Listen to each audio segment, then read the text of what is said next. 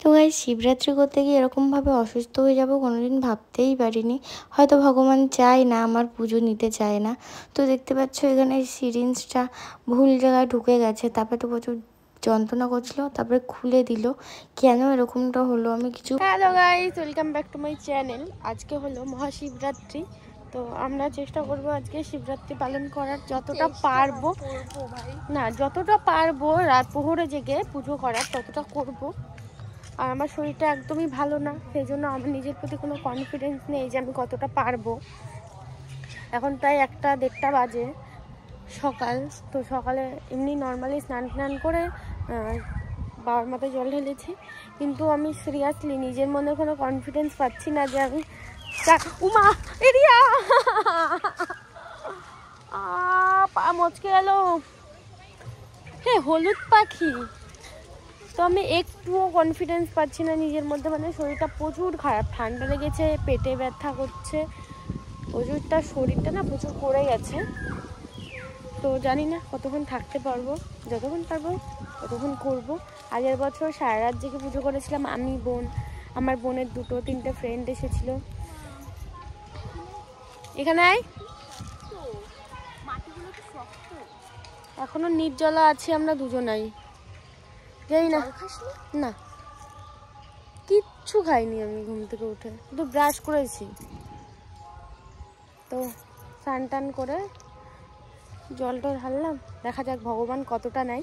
আর ভগবান চাইলেই, সত্যি সত্যি ভগবান চাইলেই সারা রাত জেগে পুজো করতে পারবো। ভগবান যদি না চাই পারবো না, কারণ আগের বার কোনো প্রস্তুতি না থাকতেও আমরা করেছি। এবারও কোনো প্রস্তুতি ছিল না, এবারও সকালে উঠে সব রেডি করেছে।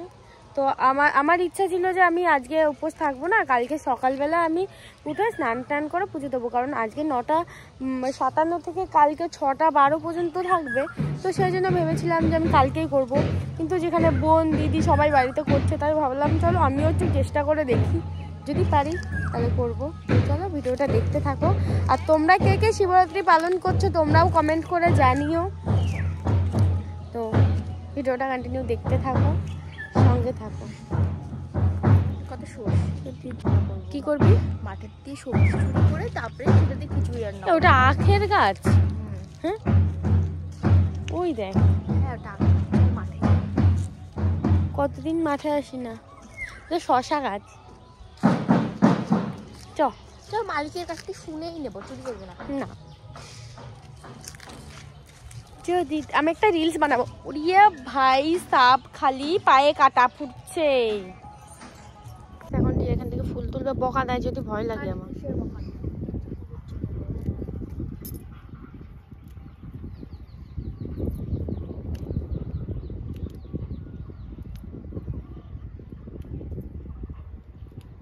অবশ্য রিলস করতে গিয়ে আমি জামাটা পুরো ভিজিয়ে ফেলেছি।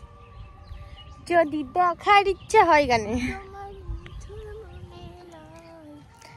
চলো বাড়ির দিকে যাওয়া যাক, তারপরে তোমাদের সাথে বাড়ি গিয়ে পরে আবার কথা হচ্ছে। আর দেখতে পাচ্ছ পুরো ধান খেতে ভরে গেছে। কদিন পরে এই ধানগুলো কত বড় হবে, তখন আরো ভালো লাগবে। পুরো মাঠকে মাঠ ধান হয়ে গেছে পুরো, একদম এই সাইডটা অনেক ভালো লাগবে ইউজ করলে। আসবে, পুরো সবুজ হয়ে গেছে। আমাকে দেখতে পাচ্ছ কিনা আমি জানি না, কিন্তু পুরো সবুজ মাঠ, কি দারুণ লাগে। এই সূর্যের আলোটা যখন এই সবুজ মানে পড়ে না, জাস্ট। তো গাইস হঠাৎ করে মানে শিবরাত্রির প্ল্যানিং করতে করতে সব কিছু জোগাড় যন্ত্র সব কিছু কমপ্লিট, স্নান টান করে সকালে পুজো দিয়ে তারপর ভেবেছিলাম রাত জেগে পুজো করব, কিন্তু সেটা আর হলো না, হয়তো ভগবান চাইনি। তো তারপর এতটাই শরীর খারাপ হয়ে গেল।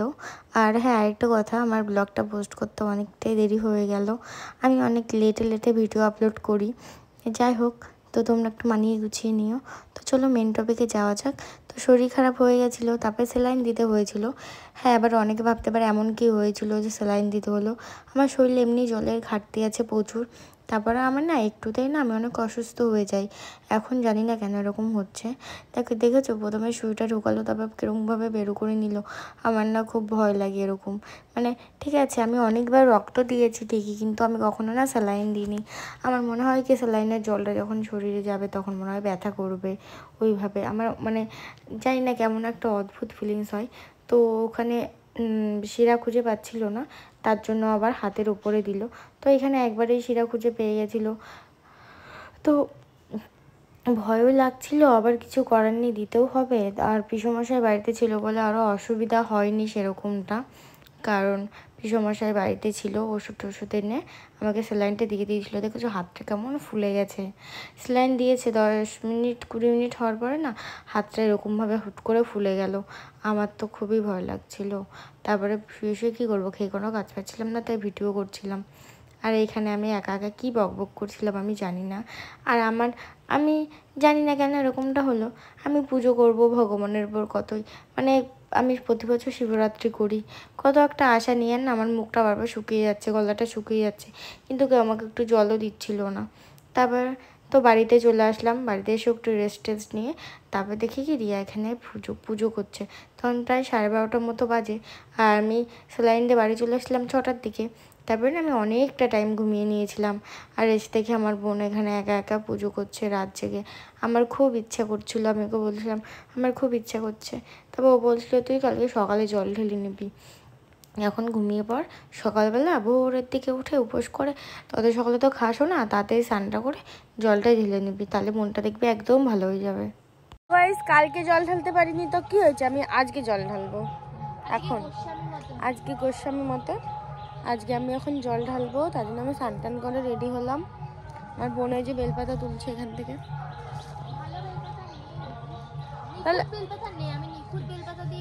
তাহলে বাবার বলো না গাছের থেকে একটা ডাল কেটে দিতে। হ্যাঁ এই কত বড় এল গাছ, কিন্তু কি করে উঠবো পাতা পাড়তে। বোন আর মা আমাকে সবটা গুছিয়ে দিল পুজো দেওয়ার জন্য। আর আমি এখানে ঠাকুরের এখানে ভালো করে পরিষ্কার করে ধুয়ে মুছে নিয়ে আমিও ভগবানের মাথায় জলটা ঢেলেই দিলাম। আর এখানে বসে বসে আমি দুটো মালাও গেঁথেছিলাম, কারণ আকন্দ ফুল অনেক আনা ছিল, তাই ভাবলাম তাহলে দুটো মালাই গেঁথে নিই। তো মালা টালা গেঁথে তারপরে ভগবানের একটু বেলপাতা দিলাম, একটু ফুল দিলাম, তারপরে তো জলটা ঢেলে নিজেকে অনেক শান্ত লাগছিল, অনেক শান্তি লাগছিল মনের মধ্যে যে না পেরেছি। আর প্রতি বছরই আমি শিবরাত্রি করি। আমার মানে জানি না, আমি মানে না পারলেও চেষ্টা করি যে না করব, ভাবি যে রাত জেগে করবো না সে হয়েই যায় করা। হয়তো ভগবান চাই, এবছর চায়নি। যাই হোক, ভগবান সবাইকে ভালো রেখো, সুস্থ রেখো, আর সবাই ভালো থেকো, সুস্থ থেকো, আর আমাকে অনেক অনেক সাপোর্ট করো। টাটা বাই বাই, দেখা হচ্ছে নেক্সট ভিডিওতে, ততক্ষণ তোমরা ভালো থেকো।